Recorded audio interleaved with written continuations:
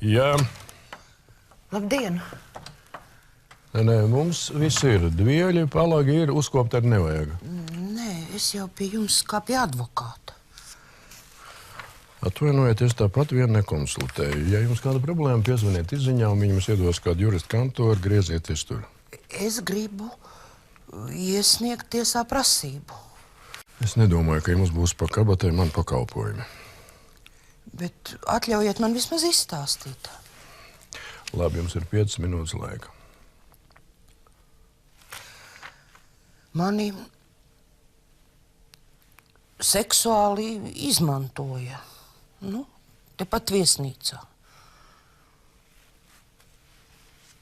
Skumji.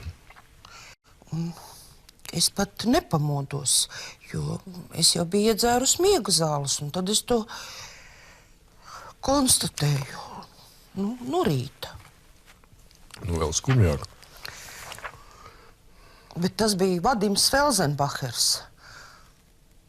Un tagad es gribētu piedzīt no viņa kompensāciju. Felsenbachers? Jā.